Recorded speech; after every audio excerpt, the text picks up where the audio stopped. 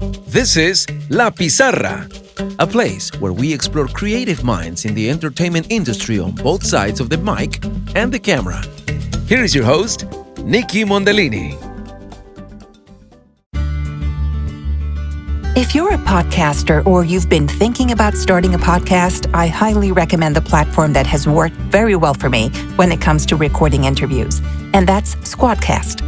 Especially because of its amazing Dolby sound quality, which gives you advanced audio processing features like dynamic audio leveling for increased quality and clarity, immersive experience with sound moving around you thanks to advanced spatial audio, improved sound clarity with noise canceling and echo reduction, optimized bandwidth to help ensure everyone stays connected, and advanced network resilience to help maintain good audio quality in challenging network conditions. And you can download the sessions in a format that is easy to edit, so post-production is faster and publishing is quicker. Or you can download the mixed and master files. Try it out for 7 days at no cost by visiting squadcast.fm/ref=La Pizarra. You will find this link in the description.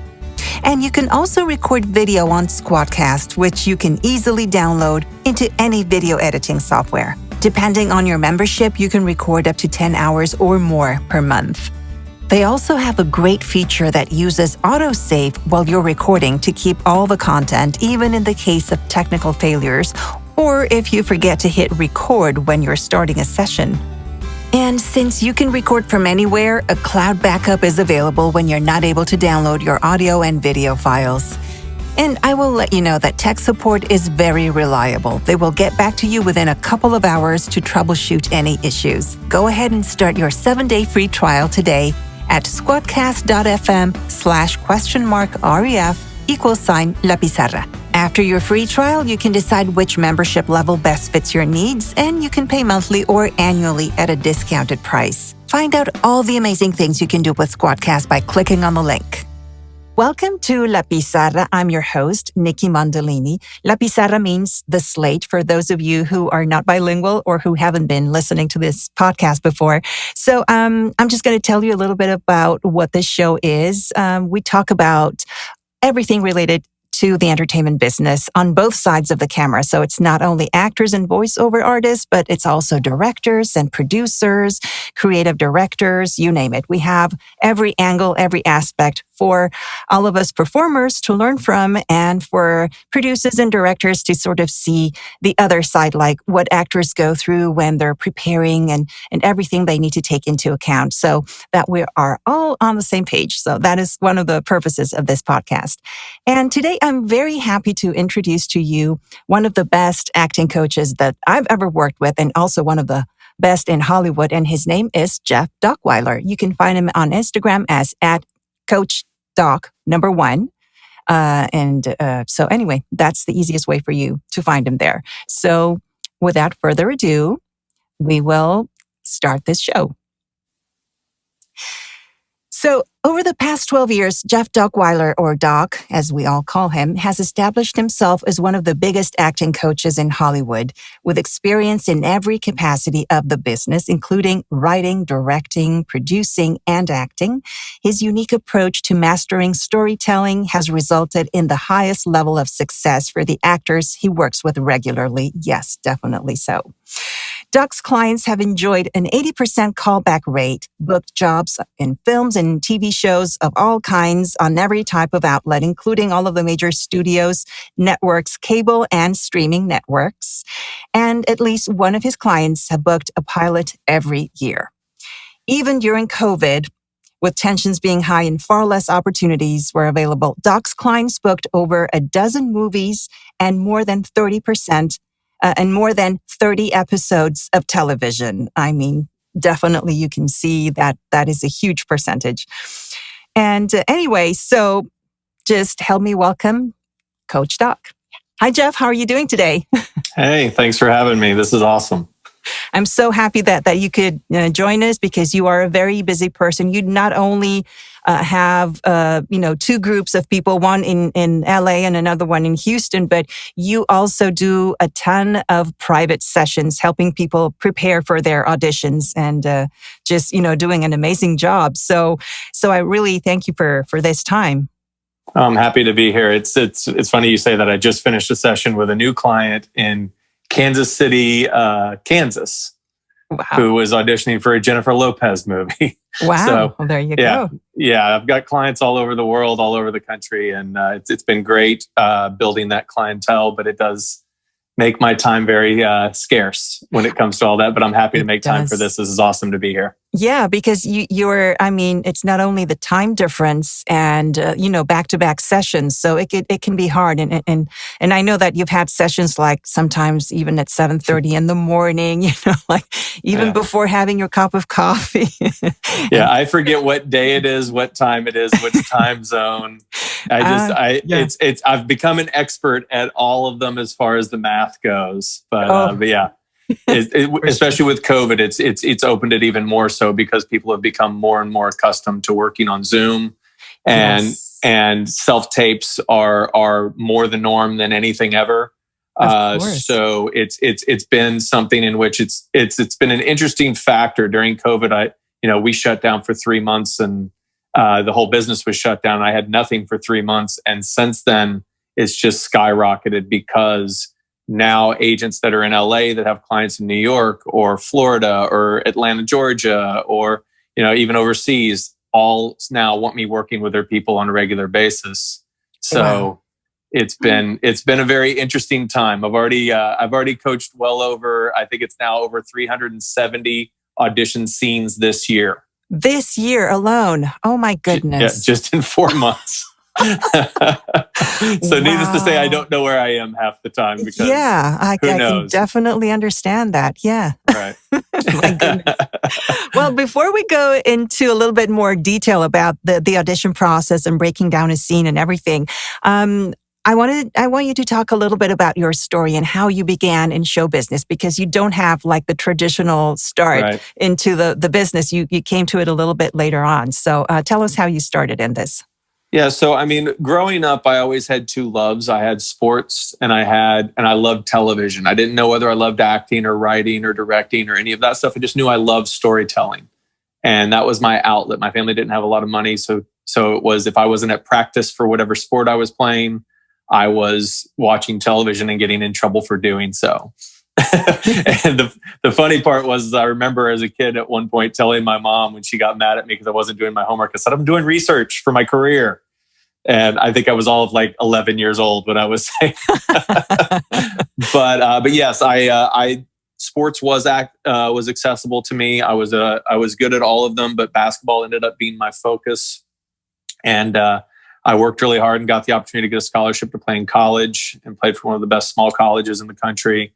And when I got out, I got a chance to try to pursue for a few months, trying to see if there was going to be a professional opportunity for me. It wasn't going to be the NBA, but I did go to Austria and Switzerland and work out with teams. And then I went to China and played for a month on a tour team. And when I came back from that, I actually was out with some friends, and we were at the House of Blues in Atlanta, Georgia. And I met a woman who was there for the Olympics and was there hanging out with her friends, but had lost them.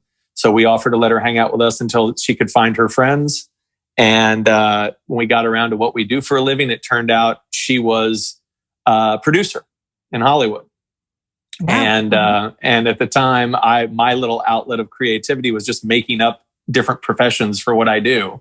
And so if someone asked me what I do, I'd say, I'm a painter, or, I'm an accountant. It didn't matter. I'd make stuff up. I told people one time I flew the blimp. Just whatever it might be. And when it came to her, she said she was a producer, and just instinctively I went, oh, well, I'm an actor. And she said, really? I said, yes. She says, you live in LA? I said, no, I live in Atlanta. And this is before Atlanta became what it is now. So there wasn't really any opportunities there at the time. And she said, well, if you come to Hollywood, look me up. Here's my number and I'll help you get started. And she did. And I took the leap and I moved. And I booked a movie as an actor in Atlanta before I left. So came in with a little bit of experience, but not knowing anyone other than her. And 20 years later, I'm sitting here. Wow. Yeah. Okay, so that everybody now is thinking, why doesn't that happen to me? Well, there's a lot of things with that too that is interesting because, one of the promises I made myself was if I had ever met someone who was in the business that could help me get started, I would go. And I mean, I had started doing business in another capacity. I was working in some real estate and had pursued the basketball, and I had to drop everything and go. So one of the reasons why I think that doesn't happen to everyone is I think people see opportunities, but they pass them up. Yeah, I agree. Yeah. Yeah. It's not always easy to know or recognize that opportunity when it comes your way. Right. And 20 years later is an easy jump. But those first 5-6 years in LA, figuring out what I wanted to do, because when I first got there, I got into acting classes and was starting to just pursue the acting end of it because that's all I knew was available. And 6 months to a year into that, I realized I want to create. I want to have more control. I love the development of story. And, you being an actor, you're a part-time member of the storytelling process unless you're the lead actor. And even then, your job's over after shooting. We're going to edit for 3 months or 6 months afterwards. And we're going to, the development of a story takes a year, 2 years, sometimes 10 years. I have projects I'm writing that I've been developing for a very long time, and so I realized I wanted to be a more active part of it than just the acting end as much as I love acting. And so that led me into trying to figure out how to write, figuring out whether or not I was a good writer, whether I could develop and enjoy the skill. And all those things were stepping stones along the way. And did you also pursue screenwriting? Did you have any specific training for that as a writer? No, it's funny. A lot of times we look back and we see there was a path to it that we didn't know. When I first started writing stuff, I outwardly would tell people I don't like writing. I didn't like it in school. I have no interest in that because I saw it as like a paper or an assignment. But I do recall back my freshman year in college, I had to take a writing class. It was a prerequisite. And so I had to take it, and I did. And about halfway through what we did with that class was you had to write journal entries, one a day, but it was not for a grade. So, of course, being a lazy student who was there to play basketball, I didn't do any journal entries. And 2 weeks into class, 3 weeks into class, the teacher said, "Well, I want to see some of your journal entries just to see what you guys are doing. I'm not going to grade them, but I just want to see them." And I had 1 day to write 30 journal entries. Whoa. And so I stayed up all it. night with a friend, and I sat at a place called the Waffle House, which was a 24-hour diner in the South, because I went to school in a small school in North Carolina. And I wrote 30 journal entries about all kinds of ridiculous things, just as whatever I could come up with. And after class, or the next morning, I handed them in. It's a 9 a.m. class. It was horrible. Wow. And she, the next Monday, her name was Barbara Earnhardt. She asked me after class to wait for her. I went, "Oh, here we go. I'm going to get in trouble." She could tell that I was just cramming them all in one night. And she looked me in the eye and she asked me, "Have you ever considered being a writer?" I said, "No." She said, "Why not?" I said, "Honestly, I don't like writing." And she said, "Well, you should seriously consider it because you are a very creative person and your storytelling is very compelling." I didn't do anything with it at that point, but looking back later, as I started to find, I always had it, like I said, even though I was watching television as a kid, I had a passion for storytelling. I love it. That's where my real passion is. It's why as a coach, I teach story experts. Is what I want you to be. I want you to understand all the basics and all the extravagancies that come from you.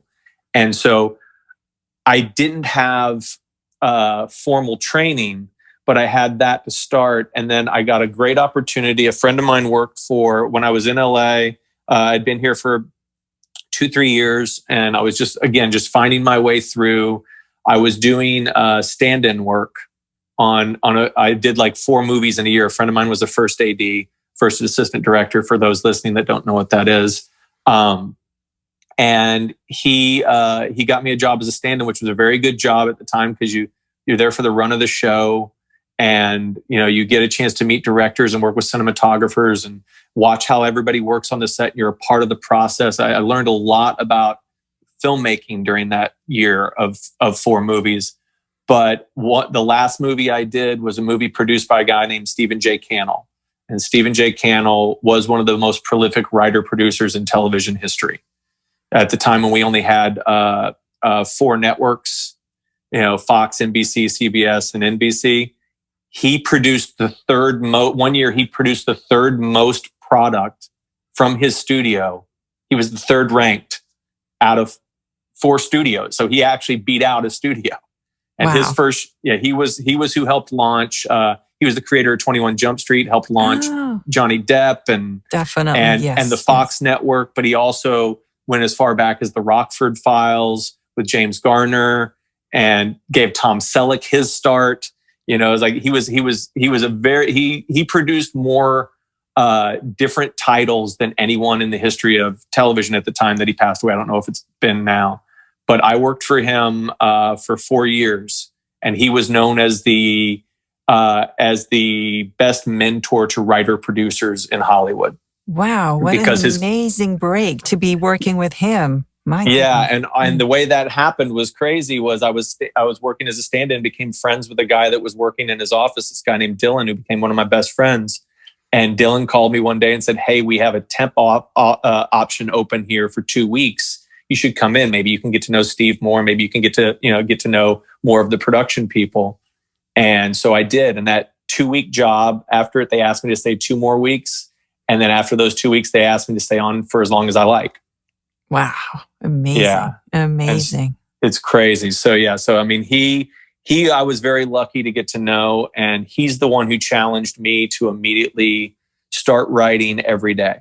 Mm-hmm. And so for those, when I say like 20 years goes fast and you don't know what you actually do with it, I had already started doing a little bit of the coaching with my old coach I became business partners with. So I was helping him put on workshops around the country. I was working for Steve from 9 till 6, and I was writing every morning from 6 a.m. to 8:45, and then I'd drive 15 minutes to the office and go to work. And then I would meet with my production partner at the time after I taught classes that evening after 6. And I was going from 6 a.m. till about 1 a.m. every day for 4.5 years. Wow. And so when you say you were writing every single day for him, were you writing for the shows that he was producing at that time, or developing new material? Or so I was developing my own material. So he writes, or before he unfortunately passed away from cancer in 2010. But he was severely dyslexic, and at the time that I was working for him, he died at 69. So he was 65 to 69. He was still writing every morning from 5 a.m. till 10 a.m. every morning, and he had done that for 40 years. And so he set the example and told me, if you want to write, you go sit down and you write. So I was creating all my own material. I wasn't writing for him. I was working for him on a production level and a business level, but he was mentoring me through, what's important and what you're developing. And I wrote my first pilot and I gave it to him, and he sat down and explained to me what's important and what's not, and where my focus should be and shouldn't be. And one of the best things I learned from him in that process was, I thought I had this brilliant idea for this, game changer of a half-hour, dramedy. And I was telling him of the great business idea that goes along with it, with product placement and all these things I think producers want to hear. And he essentially told me to shut up and listen. And what he said was, all we care about is the characters. You need to develop a character that we're going to care about. Television is about coming back every week and caring about what happens next to that person that you've introduced us to. So instead of telling me your great business idea, sell me on your characters. And I took that to heart and went and sat down, and over a 4-year span, I came up with 30 to 40 different ideas that I started to develop. And from those, came the first few things that I wrote. Some of the things that I'm writing, even right now, I have a pet project of mine that's based around my sister's oldest son is autistic. And I've been developing a story about him and the effect it's had on my sister as his mother for a very long time. And I'm finally this year starting to write it because I really now have a grasp of everything I want to do with it because it's an important project to me. That story started 13 years ago because Steve made me sit down and write. Not made me, but encouraged, and I took that as a challenge, Yeah. And so, and it's just for those who are writers and who want to learn to write, the purpose of it all is sitting down and start writing. Don't try to be perfect. Exactly. I think that's one of the main things, we want to be, as artists, we're just like hoping to do something, but you want to start when you have everything right, like when you've done your outline, when you know you can commit to it, and then you're halfway through it and you're like, oh no, this is, you get the imposter syndrome and you think this is not going to be right. I'm not going to compete with the best or whatever. I just, give up, But Right. Writing is definitely one of those things that, I've written some things myself. Also, I've looked, I've been immersed in the process, different levels. But yes, I mean, I definitely get what you say that if we start questioning what we're doing and just want to strive for the best, then you're not going to do anything at all. And it just has to come out of you. And then, of course, then you'll correct it. Then you'll see what works and what doesn't, right? Right. Well, and you have to trust yourself because you should be writing a story you want to share, not writing a story to sell, not writing a story to impress. One of the things that Steve would say, and I actually got this more so from his daughter because she reminded me of it at one point when she was talking about writing something, and his thing was always writer's block is simply a writer trying to be perfect. Exactly. You're not out of ideas. You're not stuck. You're stuck only because you're trying to be perfect. And the same thing goes with what I work with actors. You've heard me say this as we've talked in work. It's not about trying to impress a casting director. It's not about trying to guess right for the job. Give me your best version of the story. And if I like it, great. And if I don't, it doesn't mean you're wrong. But so many people don't pull the trigger on writing stuff or making a choice as an actor because they're afraid they're going to be wrong. That fear of failure, that fear of rejection is what ends up stifling everyone. Mm-hmm. And so if we can remove the right and wrong, which is what I try so hard to do as a coach, as a writer, as a director, whatever it is I'm doing, I want to make sure that I'm removing the idea that you have to be right for me. I want you to show me your best, and then I'll do my part to tweak it to make it even better. Exactly. Wow, that's amazing. That's golden. And I hope people are taking notes right now because one of my questions was going to be a little further on, but now that you're bringing it up, is the ways that we as actors sabotage ourselves, and the things that don't let us really get into it, from your perspective. So that's one of those that we're just afraid that we're going to get it wrong and we're not going to do exactly what the specs say from the scene, from the casting director. Oh, we have to do it a certain way. And for voice actors, it's the same thing. If we want to just like, oh, no, read the specs. We got to give them exactly what they're asking for. And you don't want to veer away from that. You want to be just there in what you want to just give them what you think that they want. And that's it. That just sort of stifles your creativity, right? Yeah, and what happens is you're no longer doing what you want to do with the story. You're trying to be right. And the thing that people have to remember, no matter if it's voice acting, whether it's live action, whether it's motion capture, it doesn't matter what you're doing. We're all storytellers in the end. And you've heard me say this many times that there's no new stories. The same stories have been told over and over and over again. It doesn't matter what language you're in. It's stories of life. There's stories of human behavior. So if we're telling our version of a scorned woman or a lawyer that's losing a case or a detective who's hot on catching someone, we still have to do our version of that. And casting doesn't know what they want. They have an idea of what they want. because the producers don't know what they want. They have an idea of what they want. Same thing goes with the director. You know, my mantra for actors is that every take is a chance to do a scene better, not do it right and then repeat it right. You know, I've had so many conversations with agents from time to time where I've gotten multiple calls from agents over the years that I've done this, where they say, "Hey, I'm confused." And I say, "What do you mean you're confused?" And they say, "Well, you're coaching my client again today for the callback?" I say, "Yes." They go, "But you already coached them." I said, "Yeah, and today we're going to make it better." And they would say, "But it's a callback. Aren't they supposed to do the same thing?" Well, they're going to keep the same base, but they're still going to evolve. We evolve every take. Exactly. And so the goal when we're talking about, you know, you mentioned the word art, and I always hesitate at art in what we do as storytellers, not because it's not artful and we want it to be artful, but at best it's a collaborative art. You know, I just mentioned the story that I'm writing about my sister and my nephew. When that if I got that done this year and it goes into pre-production and then we finally shoot it next year, from start of concept to first shot on set is 15 years of a writer developing a story. Now, if I write it this year and then sell it and a director picks it up 6 months from now, they're going to spend 6 months figuring out how they can visually make it their own version of that story.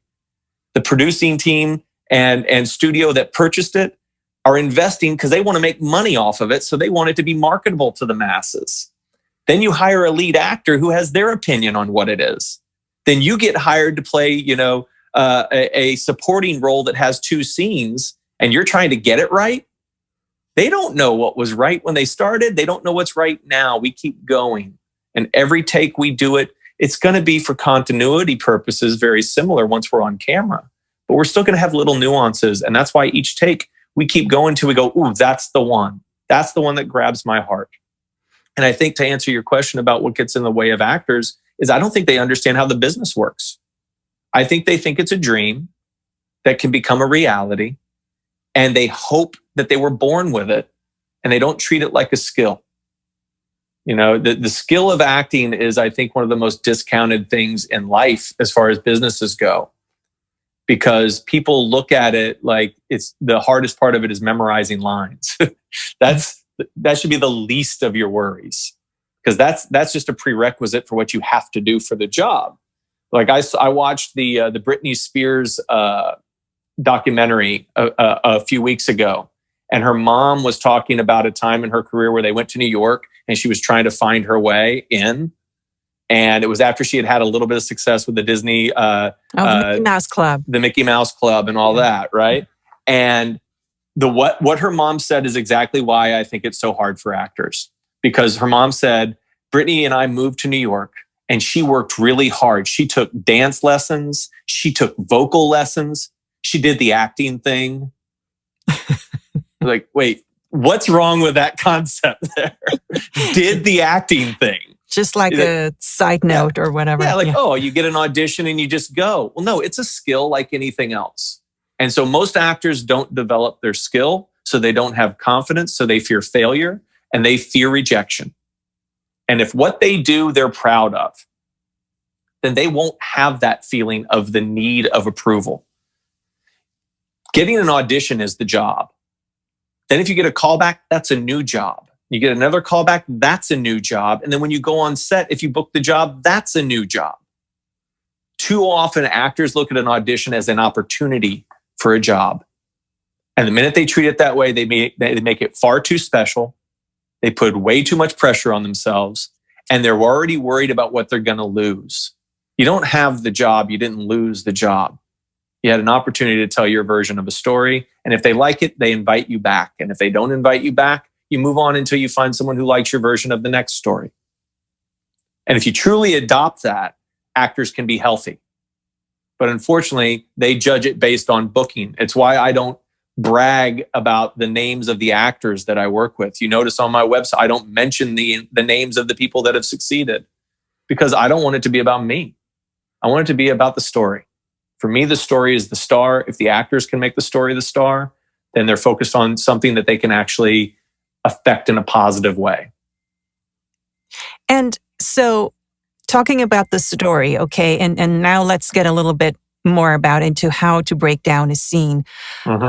Because it's, okay, you're going to give your best version of the story, but you definitely need to be focusing also on the person that you're talking to and how to be a good listener and how to really build something together. So you are creating a story right there, right? Right. And a lot of actors tend to just, work and memorizing whatever, and they go there.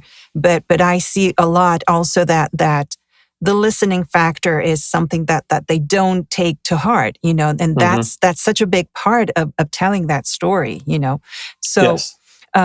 What, in your opinion, is like the first thing we should do when we start breaking down a scene?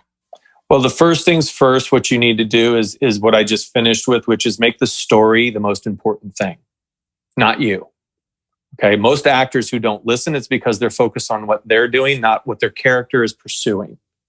So I think that most actors and most actors that I've gotten that have come to me, even from what are traditionally known as the best acting schools, weren't actually taught how to break a scene down on a simple manner.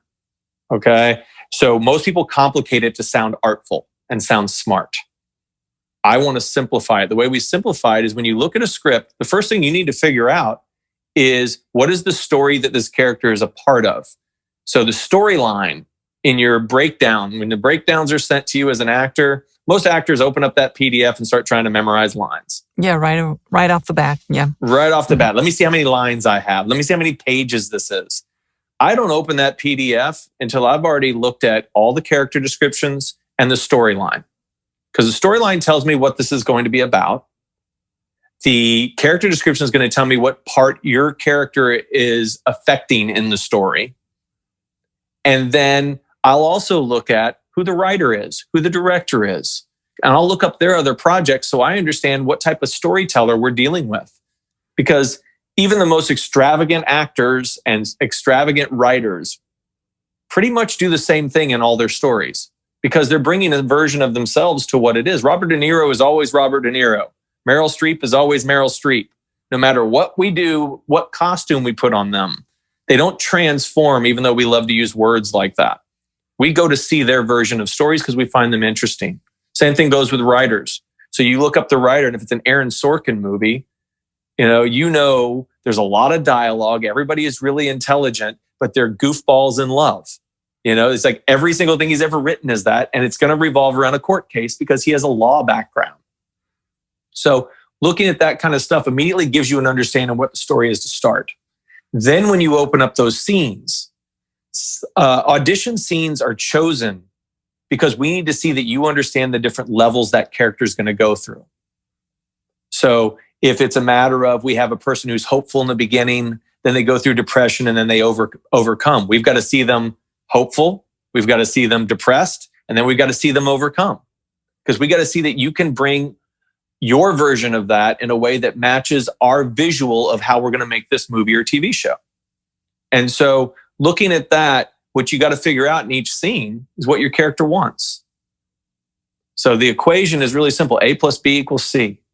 A is objective, what your character wants, plus B, which is the obstacles that your character is going to face in trying to get what they want. And those two things together are two forces that create struggle. And the definition of struggle is two forces in opposition. And so every American movie and most every other story, but definitely every American movie and TV show is like David and Goliath. The little person's going to overcome great obstacles and succeed in the end. And so if you figure out what your character wants in most scenes, when you're getting to the listening end of it, in most scenes, the thing that's that's the biggest obstacle is represented by the other character in the scene. So if that character is being ignored and it's all about you, and you're not listening to them, then you can't tell whether you're getting closer to or further away from what you want. And so to simplify, because I know I gave a bunch of stuff there, but to simplify, it's really A plus B equals C. Find out what your character truly wants specifically. and then what's keeping them from getting it specifically, and then we can achieve what we need. It's like a GPS system. You got to have a start and you got to have a finish. Yeah, and that is true no matter the size of the scene, because... Doesn't matter.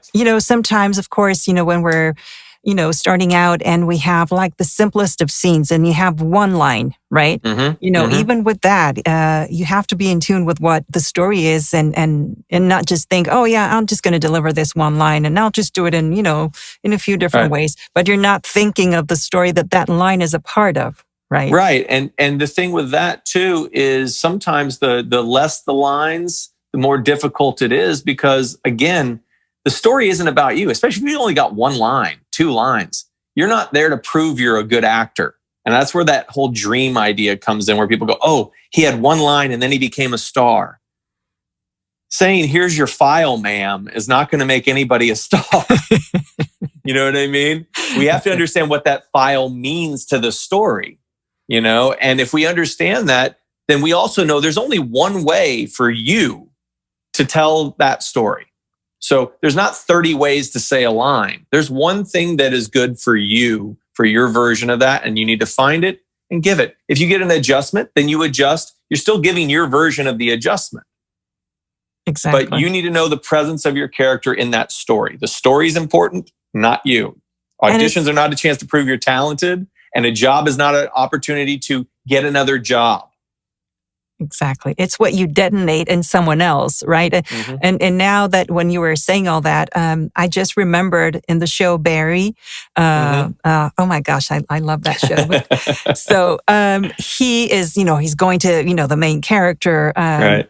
And he's, in this acting group, and he's not really a good actor, but he has this, he's secretly a killer, right? A hired killer, hired gun. But he's in love with this girl, and she's playing the king, right? And it was, I think they were doing Macbeth. And he had to say one line, your father is dead. But the way that he said it, because he had come from a bunch of different things that were really hurting in his life, whatever, he went out there, and the way he said that line, he delivered it to the girl that was there, helped her really open up a bunch of things that made her scene be, spectacular, phenomenal, right? Right. Well, yeah. And look, I mean, I love and hate that show. Because it's a great show, but so many people then see, because Henry Winkler's character is such a really a wannabe actor in an acting coach's body. He's like, oh, is that what all you guys do? Like, no, that is not what I do. There's a lot of Henry Winkler characters out there, that are coaches that are just waiting to get their acting job, that aren't really about their clients. But when you're looking at Bill Hader's character, he's someone who truly understands what that character's going through. And in that one line of dialogue, what he did was he helped her understand his point of view, and it gave her something to play with. And so if we truly, and not that he was a skilled actor, as you said, he didn't even have a background, but he had a background in that situation. Well, that's the same thing as understanding story. And you're not going to be able to have a parallel in life. And you know this, but your audience may not, or doesn't yet, but I teach through stories. Because I think if I can tell you a story you can relate to, then I can get you to tell your version of that story where others can relate to it. And that's what Barry did for the girl in that scene. And that's where a supporting character can make it so much better for those who are the leads. And it's why in my class setting, I blend people of all experiences. Because somebody who's new needs to be able to keep up with somebody who's been doing it for 20 years. And the person who has that experience needs to be able to help the person who's new be confident and courageous and rise up to the occasion to meet their ability in storytelling. Exactly. Yeah. Oh, absolutely. And it's so enjoyable when we're in class and you work with different people each time. And definitely trying to get there and trying to get that best version of the story. And not only that, but you also, you help us out with blocking with different ways and trying to really get into that situation and knowing how to act for the camera, which is something that is so important. Even with your self-tapes, now that, as you mentioned, all of the auditions are done through tape right now. You rarely go because of COVID. Part of that is just amazing that people don't have to drive hours and hours to be seen, even for the callback. But what are some of the things that we have to take into account when we're doing those self-tapes? And we have a reader, maybe they're on Zoom because, again, COVID, and you have to have someone on Zoom. And, there are a lot of challenges in doing a self-tape, Right. Well, I think that one of the things, self-tape included, but just talking camera, I think that there's a big misconception that once you're on set and on camera, everything's going to be natural and easy. Filmmaking is not natural. It's a fake situation to begin with. But what the camera catches and understanding how to allow the camera to find, the moment of decision or creating a close-up and doing all these things, these are camera techniques that people don't actually teach. And that's one of the things I found is a common thing that is frustrating for me, for the people that I work with, is when they come to me and they tell me, oh, I took a 6-month on-camera class. And yet they have no idea how to behave in front of a camera, because that on-camera class was simply recording them and showing them what they did, not teaching them an understanding of how that camera works. And so we only in stories, look, when you think of big movie theaters, hopefully they open again and that flourishes again, because I miss it. But we have tight shots of people's eyes on a gigantic screen. Exactly. Because we want to see inside what they're thinking. Well, the same thing goes with your movement. We only move to tell story. And what most actors do when they're new at this, or just not all that skilled at it, is they are moving for comfort, not moving for story. So when you're setting up to shoot a self-tape, you need to have specific eye lines for each character you're talking to in the scene. And you're going to choose the one that's going to be closest to the camera, is going to be the one that's going to be the most important one, because that's the one we got to catch the majority of your eyes. But we need to understand frame of reference. We need to understand how to create tension in a scene by simply looking over your shoulder and then leaning forward and sharing information. We now know that information is important. But if we just lean forward and start talking, it doesn't mean anything. And so if every movement you made was only to tell story, and you do that in front of a camera, you're going to see the difference immediately in self-tapes. You also need to understand, and this is something that has held true for me, and I'm glad, because I wouldn't want to work it any other way. You guys get these long lists of what not to do, or I'm not going to look at your video, and the background has to be a specific color, and you have to shoot it at a certain angle, and all that stuff. All of those rules, just like in a scene where we want to know what we want and what's keeping us from getting it, when we get instructions from production, we need to know why they said what they said and use it so that we make sense of it. All they want in a self-tape is to be able to see you and hear you clearly and watch your version of the story. You're not auditioning to be the DP, the director of photography. You're not auditioning to be a sound technician. They just want to make sure they can hear you and see you. And so you need to make sure that your self-tape is focused on giving your version of the story, and you only move to tell that story, and get comfortable working either standing or sitting or moving from both if you have a camera person who can pan down. But we're not going to scan a room, but we can go up and down and understand what your frame is and all of that. And that's where I think self-tapes have been a great gift to young actors or new actors, because it forces you to be disciplined immediately. Yeah, it does. And of course, you need to know your basics, that you do need a good light, and don't stand in front of a window because you'll be in silhouette, Right, of course. And have a good color, not too many pieces of, or a distracting background, with too many things. But now they have very, cheap backgrounds that you can do with, with some pieces of fabric, materials that you can hang up and in any little angle of your house, and you can set it up, and that's it. That's all you need. That, and be well lit. That's all. but not worrying too much about it, right? Yeah. Yeah. Yeah. It's not, and again, you're not putting on a production. Exactly.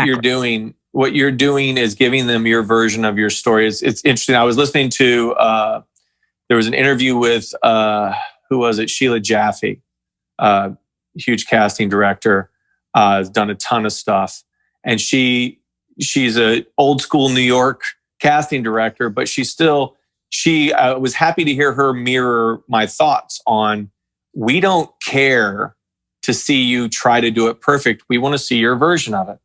Your audition is your chance to show us your idea of this story, not to guess, not to try to do it perfect. If you ever get, as actors, a note from production that, oh, you were great, but your background looked bad, then they didn't actually like your audition. You know what I mean? Yeah, they're just looking for excuses there. Yeah. Yes, yeah. Exactly. And if they like your version of the story and they can't hear you totally, they'll send you a message, say, please redo this because we like what we saw. It's casting wants to find that person who's going to be the best one to help tell their story. Not the best actor, the best version of their story, And so they're on your side. And you got to learn with Selftapes, make sure we are telling your version of the story in the best way we possibly can. And so let's go a little bit back to the story too, because it's really important for actors to know that how to tell that story. So what makes a compelling story that actors really need to take into account, that if they really thought about it that way, with that perspective, it would make a huge difference? Well, as I said before, every story is based on the human dilemma. And what we watch for is somebody who we can watch go through something and we can relate to it in some capacity. You can't relate to Dexter needing to eat someone, you know what I mean? And kill someone or whatever it might be, but you can relate to somebody who has a habit of doing bad things and they can't stop themselves, And so what you want to do as far as making a story compelling is find the heart of what that person's struggle is and share your version with that. And the people who are interested in that are going to watch that. It's like one of the first things I ask an actor when I first start working with them is I say, what shows do you like to watch? Because when you tell me what types of shows you watch, then I know what type of person you are. Well, the stories that you're going to get cast to tell the story of are the ones you can relate to the most.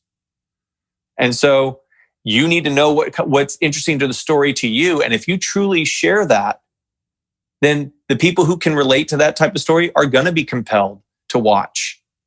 There's no secret to an acting technique to make it interesting. What you have to do is find what you think is interesting of that story and share it. And if somebody's truly struggling and we establish who they are, if we're going to watch a character, like I just coached a few people for yesterday they're doing a movie about Emmett Till, who was a 14-year-old young black kid who went to visit family in Mississippi, and Emmett at I believe at a grocery store, like a little corner grocery store kind of thing. There was a cute girl behind the counter who happened to be white, and he flirted with her, and not in any kind of aggressive or mean way. And he ended up being lynched. And it was back in the days of extreme racism. And so it's a story that's been around. It's history. We all know the story if you know anything about that type of history.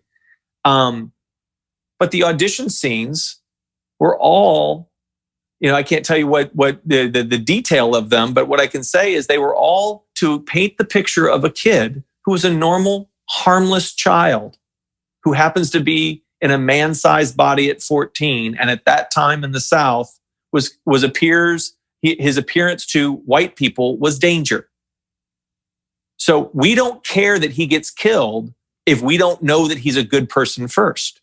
And so when you're auditioning for that, what you're looking at is you're looking at a situation where you go, if you want this to be compelling, how do I show the audience a version of a person who doesn't deserve anything bad to happen to him, much less the ultimate bad thing in death. That's what makes it compelling, is finding his heart and why we would care. Because when you're looking at that stuff and you're figuring out objective and obstacle, great. But the last thing you got to ask is, why would the audience care? And then you got to find a reason for them to care that makes sense to you, not make something up with a backstory that you think is creative. Keep it simple, and human emotions are what are affected by stories. Before there was film and television, there were still stories. Stories have been around since human beings have existed. And they sit around a campfire and tell the story. It's the same thing. It's just we capture it with a camera now. Of course. I mean, real stories that are told with a lot of different angles, but that are really driving to what they produce in other people, how they touch different people in different ways. Right. But if they're told truthfully, definitely that's what we're going to latch onto. That's what's going to make us hear or listen or pay attention. And the stories that are going to live with us are the ones that impact us more, that have to do more with something that we're maybe going through in our lives, or someone very close to us. And then that helps us. And stories, can transform people. A good movie, a good TV show can definitely set someone on the right track, for example, if it's told truthfully and from that perspective, so. Right. And look, I mean, even like that story I just said, that can't be a story of a black kid that got killed. It's got to be a story of a great kid who got killed. And that's the difference between a sophisticated storyteller and a general storyteller. The general story, we go, yeah, we've heard that before. But if you make it truly personal, then it becomes something you can't walk away from. And that's what then moves us emotionally. And we're all different on that.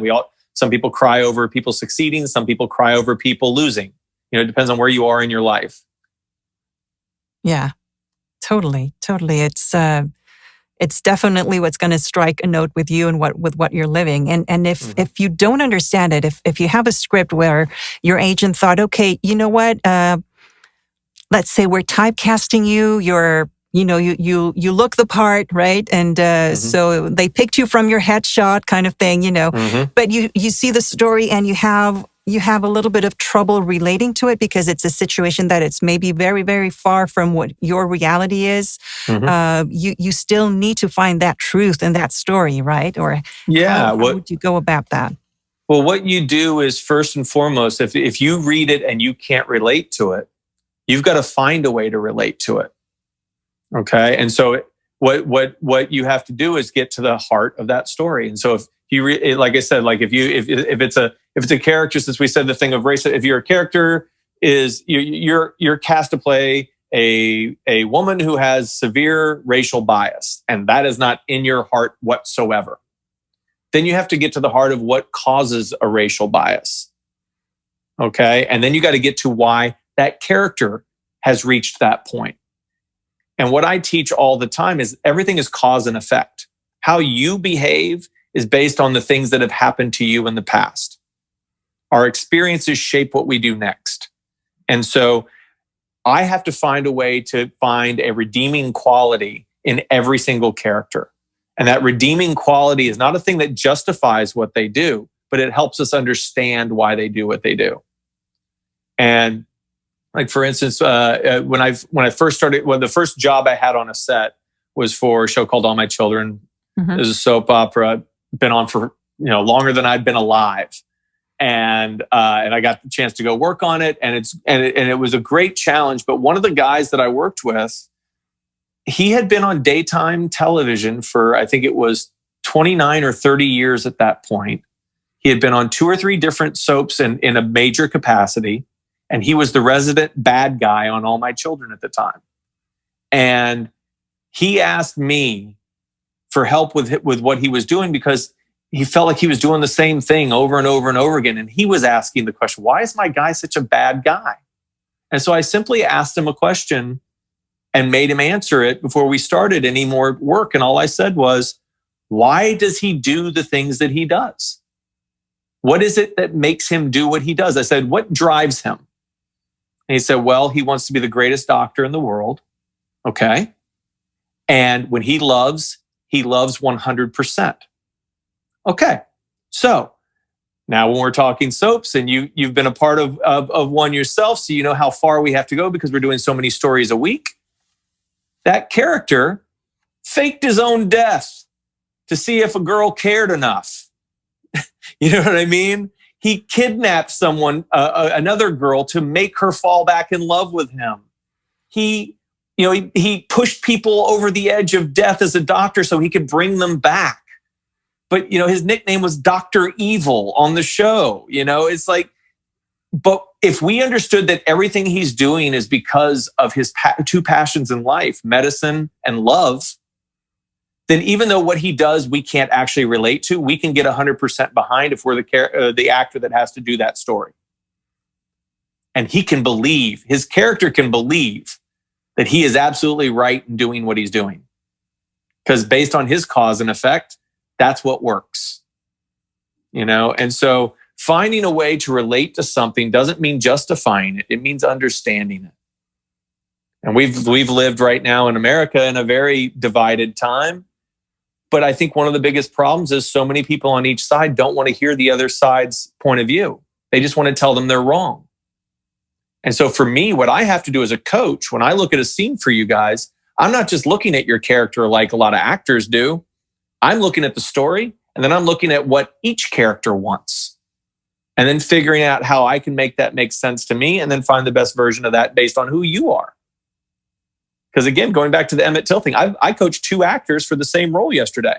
And that happens often, because I have a lot of clients and there's a lot of big stuff that a lot of people all go out for. They had the same blocking.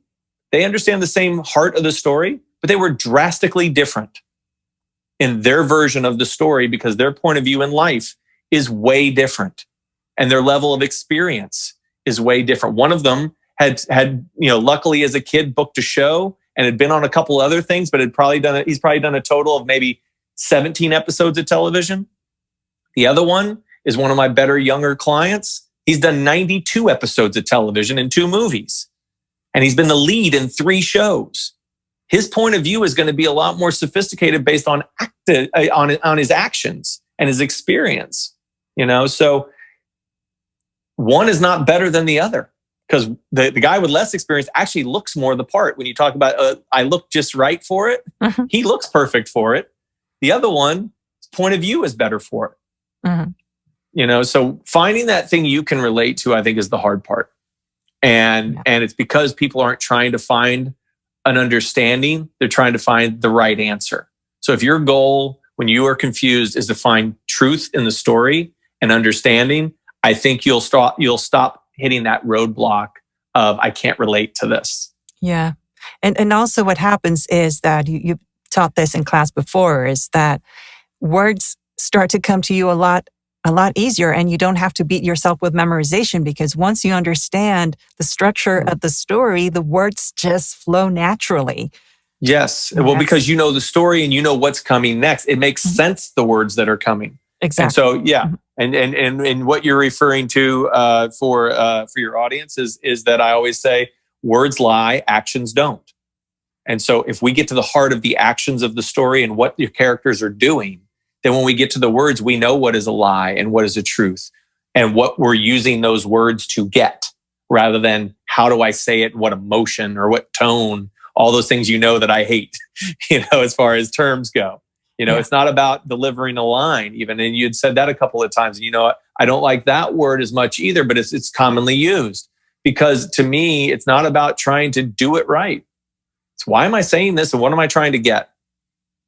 And that is truly an easy thing to get to if you commit to the right fundamentals of storytelling, rather than, the extravagant, I want to sound smart version of it.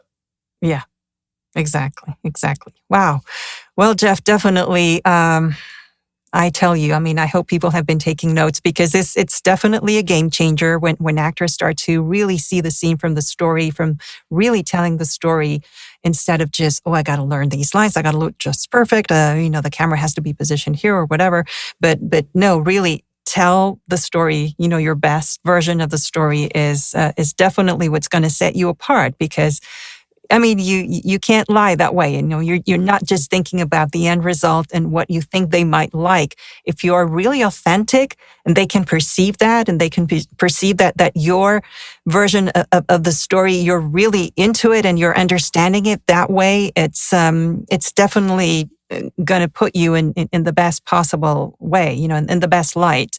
And sometimes what happens also is that, you know, some actors have done such good auditions that they were maybe totally wrong physically for the part, but they book a different one in the same show, maybe, or yeah, I've had that happen many times, because it's a matter of you mentioned my callback rate. And I'm very proud of the fact that the people I work with regularly, 8 out of 10, they're getting another shot at it, because we always know the story. All cockiness forward, I've broken down well over 200,000 scenes. I know every scene that's out there. I'm going to make sure you're going down the proper GPS path of a story. Mm-hmm. You can't change how you look. You can't change, you know, what they think they need. You can't change what star they attach, which now you've got to match up to as the sister or as the daughter or the mom or whatever it might be. You know, the girl I just coached for the Jennifer Lopez thing, the character's 13. This little girl is 10. It's a big difference. She can't become 13. She can only do her version at 10, but they may change the story and fit her if she's the one they want, you know, because that happens as well. But when you're looking at these stories and you're looking at the best version of you, the other thing that's great about that is that's where you get to be unique. When people are trying to figure out how to be unique, the answer's already there. It's you. So if you do what you would do, you're the only one with the set of eyes that you have looking at the world. You see the world a certain way. I see it a certain way. If we audition against each other for whatever reason, you can't do my version and I can't do yours.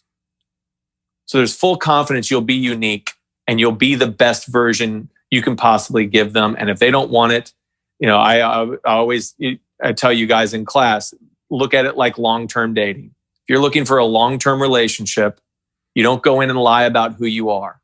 You go show your best version. And if somebody likes you, great. If not, it's their loss, not yours.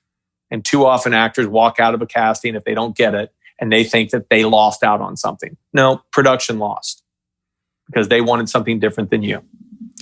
I am going to capture that, write it out, put it in front of my mirror. Look at that every single day. Please do. That is so inspiring. I mean, and it's so true. Definitely. We sell ourselves short, you know, always aiming to please the casting director, the producer, whatever, our agents or whoever. And then we just lose confidence in who we are and what we're able to do. Right. And you are your product. You are your CEO. Your agent is your sales manager. Mm-hmm. That's who they are. They're your top salesperson selling your product, which is you. Casting directors are trying to get their client to buy your product. You don't work for any of those people. You work for yourself. And you respect the fact that others have work to do. You respect how hard it is for your agent to get you into a room. You respect how hard it is for a casting director to take 1,000 people and turn them into 20. But in the end, you can't control any of that stuff. You can only control what you do, and you should be proud of who you are. Yeah, definitely. And that, you know, you're touching a good point there about how you have to respect the other people's work, you know, your agent, you're the casting director, the producer, and then when you're on set as well. Mm-hmm. If you are there to really tell that story and then you absorb everything that's going on around you and you see how you can best fit there and not think, oh, I finally got my big break. Now I can do whatever I want. And, you know, I've worked with actors that way that, you know, they think, oh, they made it. And mm-hmm. they don't, that everybody else has to bow to them because now they're the star, whatever, you know, it happens too often. And it saddens me because, you know, they're not really they're sabotaging their own career when they could just be learning so much more from everybody else that is on set, from the sound person and the lighting person and wardrobe, makeup. Everybody has such an important part to play in that production that you can, if you talk to them and really learn about them and their work, and you can enhance your work as an actor so much more, and you can help them, the sound person or the camera, or the DP and everyone, if you definitely understand their instructions as, oh, okay, let me do this. And I want to give the best version of what they need. And not only you're sitting there and you're like, well, okay, let me see how fast this can go. Cause, I got another audition to go to or whatever, Right. Well, look, I mean, there's really good points in what you just said. I'll touch on as many of them as I can remember here. But the first and foremost thing that you hear me say all the time is the best skill you can have on a set is be a problem solver. And it doesn't mean you go tell people what to do. It means you understand your role in all of this, and anywhere you can enhance people's day, you do. And I have had many actors where camera people are having trouble getting a shot, and or having trouble with a microphone or whatever it might be. And these things are getting in the way. And my actor can make a slight suggestion that then saves people an hour in a setup.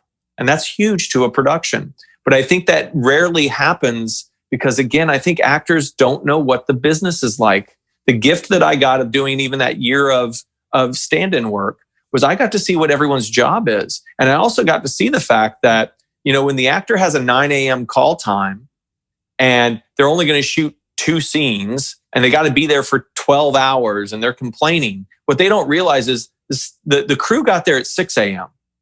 And when you leave 12 hours later, the crew's there another hour and a half shutting down.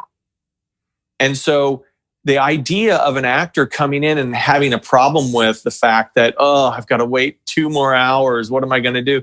Well, lucky you're getting paid to sit in a trailer. Exactly.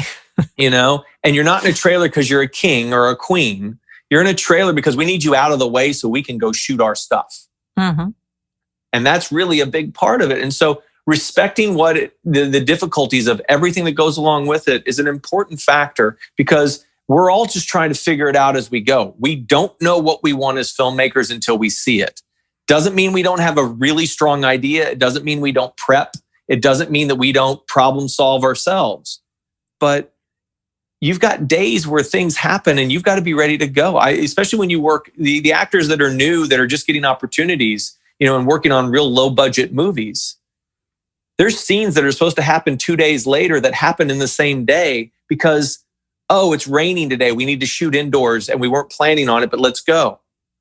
And you have actors who go, I was going to prep for that in 2 days. No, you should be ready for everything all day, every day. Mm-hmm.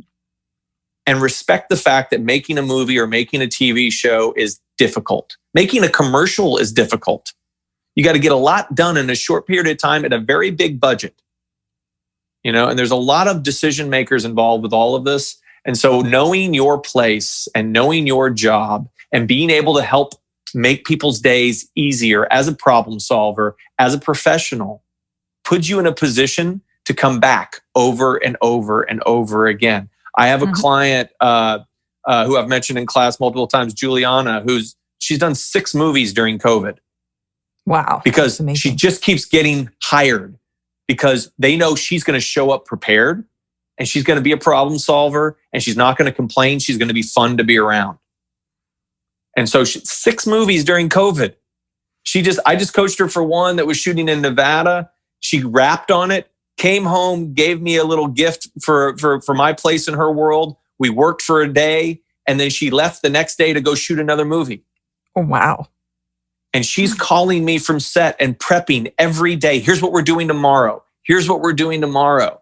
Meanwhile, there's other people on set who are just there to hang out because they got the job. Now they can relax. She's there to make it better every day. And that's why she keeps getting more jobs. Absolutely. That's a huge difference. Yeah. Yeah, definitely. Wow, Jeff. Well, thank you so much. I mean, all of this information, all of this advice is just golden. So Wow, definitely. We're done? Yeah. Wow, that flies, doesn't it? It does. We've been talking for an hour, and as much as I would like to do this episode 2 hours, it's not as easy. But anyway, we can always do another one. Yes, I'm happy to do it. I'm always happy to do this. I'm gonna hold you to that because we definitely need to do a part 2. Yes. Cool. I'd be more than happy to. But I really I don't expect trust and respect from the people that I work with. I want to earn it. And so just know I appreciate that I've earned that with you. Oh, and definitely. Are you kidding me? Yeah. But I want you to know that I appreciate, because it's a two-way street. I have to earn your trust, and then you've got to apply what I do. And then you also just giving me this platform and allowing me to affect even more people. I'm always appreciative. So Absolutely. Just know I appreciate you a lot. And on that note, well, thank you so much for that. And it's definitely mutual. And on that note, when people want to coach with you, how can they reach you? Because I'm going to put that in the show notes. Yeah, what they need to do, you can give my email address. Okay. It's coachdoc@gmail.com, and have them send me a message with their request. We'll exchange a few messages that way, so I know that they're serious about what we're doing. It doesn't matter the level of experience, but that way they can contact me, because I'm always working these days. So even texting me, sometimes I forget, but an email I'll leave flagged until, or unread until I can get to it. Yeah. So that's the best way. On Instagram, I'm not a big social media person. My Instagram page is private, so they'd have to request to follow me. I'll let them. I just don't want a bunch of people. I like my privacy. So Sure. If I'm working with you or your friends or family, I'm happy to have you. See what's there, but I'm not all that interesting on there anyways. I don't post that much, but it is a good way to get me too, because a lot of my younger clients do DM me a lot on Instagram, and I will check it daily to make sure I have messages. But the email is the best way to start, and then we'll go from there, and we'll exchange numbers and have a quick conversation. Anybody that wants to work with me is going to get a quick conversation with me, because all of us acting coaches look the same on paper. But as you hear in this episode, and anybody who listens to me talk, there's a drastic difference between me and just about everybody else. So there certainly is. And then, of course, with the ease of technology, you do sessions via Zoom or FaceTime. Yes. Right? Yeah, I have clients all over the place. Like I said, like this morning, I had Kansas City. Yesterday was New York, Atlanta, LA, and Austin. And I have a New Mexico tomorrow.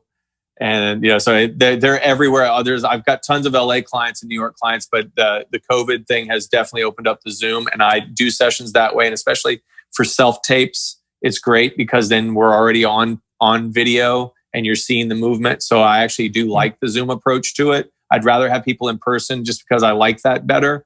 But when I can't, it's very effective, and I've got clients all over the place booking everywhere. So that's a fun way to go about it. And my rate for helping with a self-tape, if you want me to read as well, is the same as my hourly as far as my coaching goes. It's $135 per hour. And we just go by time. I don't charge anything extra for anything outside of that. Sure. Okay. Well, good to know. And well, I'll put you've mentioned it, but I'll write it in the show notes for anyone that wants to look at that and get in touch with you. Wonderful. Awesome.